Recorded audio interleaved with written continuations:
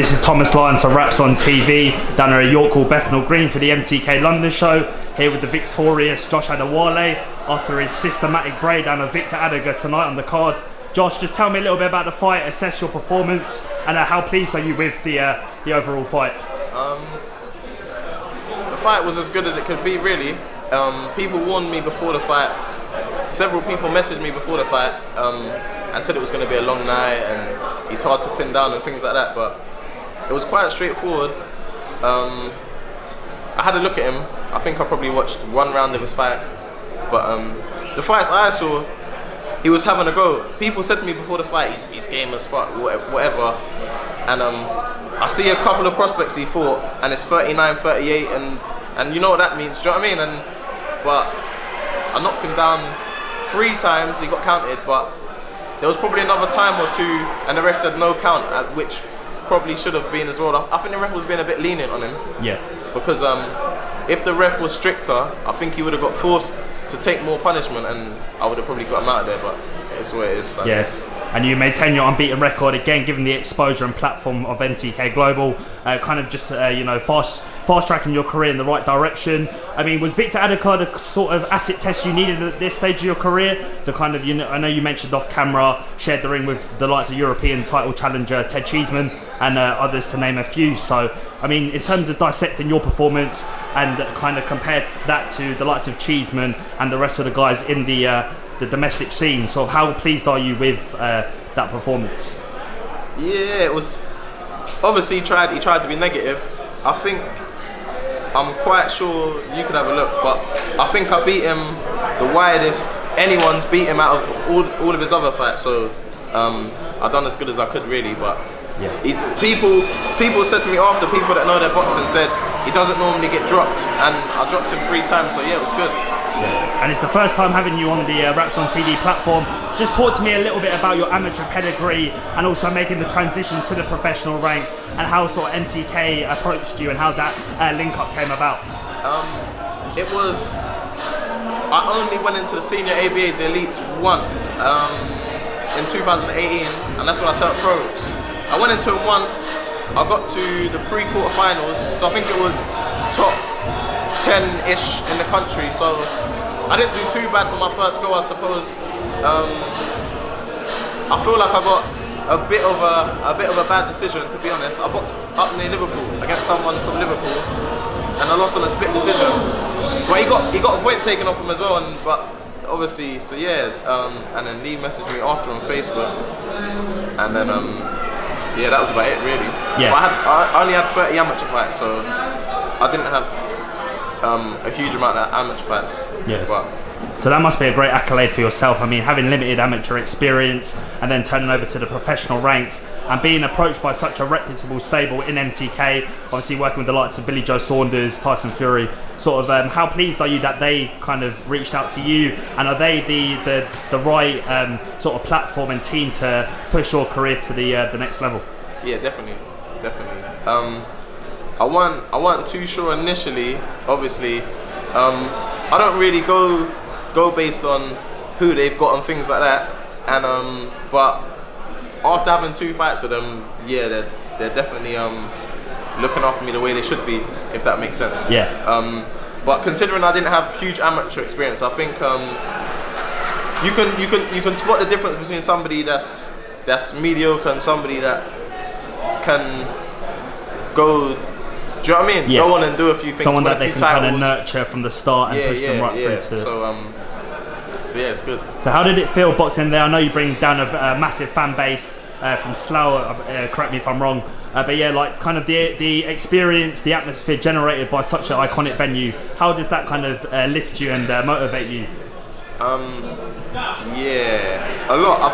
All the shows I've probably watched, the majority of them have been here, and I was meant to box here in amateurs in the finals of some sort of novices, but I got to the semi-finals. I dropped the kid. I think it was another decision I should have got, but So yeah, I sort of got robbed of the chance of boxing there, but I box there now. So it's an experience that you'll relish for the rest of your career. It's out of the way now, but yeah. And sort of, what's your assessment of the domestic scene at the moment? I mean, in terms of the next 12 to 18 months at this embryonic stage of your career, what do you expect? What kind of fights are you looking to kind of make with your management team, obviously, and promotion?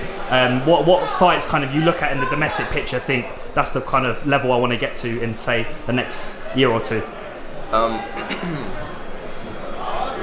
There's a lot of them I wouldn't mind getting to be honest. I said to my manager after my debut, I got out of the ring and I said, so when can we do more rounds? And he said, let's have a few more 4-rounders first. I've had 2 4-rounders now, and yeah, I just feel like after the first round, I said to my coach, I said that round went quick. Yeah. Like thinking in my head, I've only got 3 left.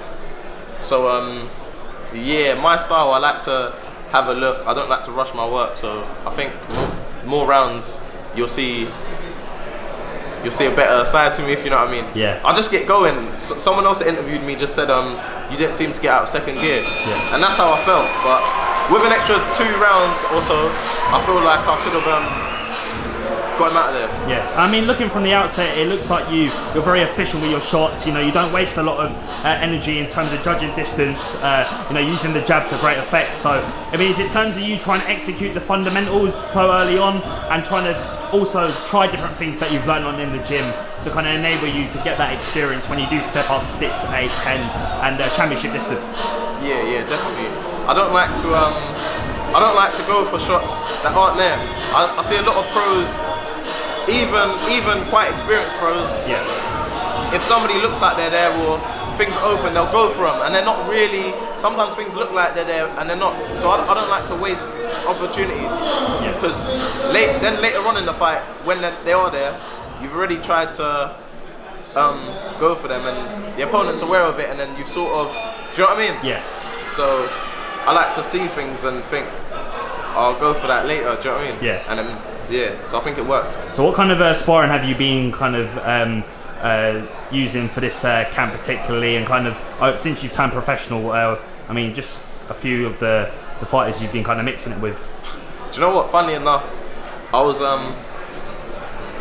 quite out of shape at the beginning of the camp for this fight, but the first few spars I had back were with Felix Cash, and he was preparing for a 10-rounder Commonwealth title fight, and he messaged me or rang me and said, am I available for sparring? And yeah, I remember getting interviewed down the Matchroom gym, and they said, oh, it's your first spar back. They said it's your first spar back, and got Team Adewale in the building. They were like, it's your first spar back, and they said, they sort of said like I threw myself in the deep end, but yeah, Felix is quality, and I sort of sparred him the first couple of times back, not having sparred anyone else. So I felt like that helped jumpstart my training, if that makes sense. Yeah. It sort of woke me up a bit, and then I've been sparring a few other quality fighters as well. Yeah, and I mean elsewhere in the boxing news this week, obviously earlier today we saw James DeGale and both Chris Eubank and James DeGale tip the scales, both in phenomenal shape ahead of their domestic clash on Saturday night at the O2. I mean, what's kind of your assessment of that fight? Who do you see taking that one? I think if you was to go based on previous achievements and things like that, you'd go for DeGale, Olympic gold medalist, 2-time world champion and things like that. But yeah, you can't always just look at what people have done. And Eubank's, I think, in shape, he's young, and I think he's probably got more left in the tank than DeGale, so hopefully it's a good fight. Yeah, you definitely strike a good comparison there about sort of the pedigree and also experience that James DeGale's had at the elite level. Obviously fought the likes of Badu Jack, 2-time world champion, Olympic gold medalist, versus kind of Chris Eubank, who's got the momentum. He's had those world level fights to prove himself at that level. Do you kind of see Eubank with obviously employing the training side of things, got Nate Vasquez in with him this camp? Do you think he needs to kind of revert more to what his trainer's telling him, as opposed to maybe not listening to those instructions, particularly at this level where he's been found out with the likes of Billy Joe Saunders, George Groves? I've seen an interview of Eubank myself, and he got asked the same question, and I sort of agree with him that we don't know because we haven't seen him listen 21 yet. So his way could be the best way, if that makes sense. Yeah. So it's got him. His way's got him as far as it's got him, and it's the first time we're going to see whether a trainer makes a difference to his performance or not, so I'm not too sure. Yeah, and just finally, obviously we saw this week's well documented, Billy Joe Saunders moves up to super middleweight, sort of a new phase of his career, and those fights with the likes of Andrade, Charlos, Jacobs falling through. Do you see this being the right move for Bill? Obviously he's got those massive domestic fights with the likes of DeGale, or the winner of DeGale and Eubank, Callum Smith, but also having that shot at the WBO title, which became vacant. So what do you kind of make of that decision to move up? Well, the WBO title's vacant, so I think it's an easier shot for him, and then he'll be two-time world champion, 2 different weight divisions, and then he said he can move back down to middleweight wherever he sees the opportunity. So I think he's just making the most of being able to, being that good, he can move up, move down. But I did see Andrade said, I'll follow you up to 168. Yeah, that's right, on social media. Put a few other words on the end of it, but so yeah. So. And just to the Raps on TV fans, you want to shout out your social media platforms, any sort of sponsorship, shout outs, management, and your camp that you'd like to give a warm thanks to for this camp. Right now, I want to give a big thanks to everyone that supported me, brought tickets, tuned in live on the IFL TV, YouTube. There's a lot of people that brought tickets that couldn't make it, so just anyone that supports me really, and my coach Ian Bailey, just anyone that plays a part. Just anyone that plays a part. Brilliant, Josh. It's a pleasure having you on the platform.